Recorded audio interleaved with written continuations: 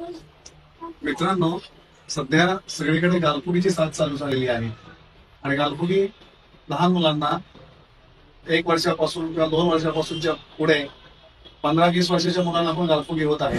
आता आपण बघतोय 3च दिवसापासून पेशंटला इथं दुखायला सुरुवात झालं आणि इकडे पूर्ण सुजलेलं आहे.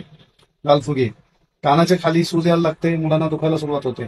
एकदा इकडे सुरू झालं दुखायला, लगेच पुढच्या दिवसापासून इकडे दुखायला सुरुवात झालं आणि दोन्ही भाग सुजलेला आहे. इथे पण सुजलेला आहे.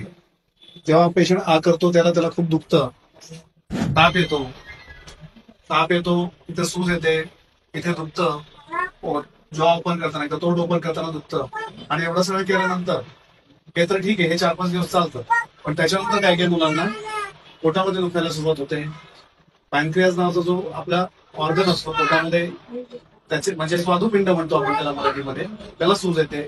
त्यामुळे काय काय मुलांना उलट्या सुरू होतात आणि त्या उलट्या जर वाढल्या तर मग मुलांना बऱ्याच वेळा तोंडाला काही देता येत नाही, सलाईन ठेवावं लागतं आणि हे सगळी सूज कमी व्हायला कधी कधी 5-6 दिवस पण लागतात.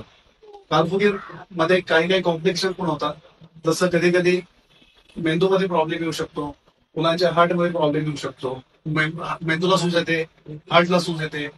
त्याच्यानंतर कधी कधी मुलींमध्ये ओव्हॅरीज आणि गर्भपिशवीच्या आजूबाजूला सूज येऊ शकते आणि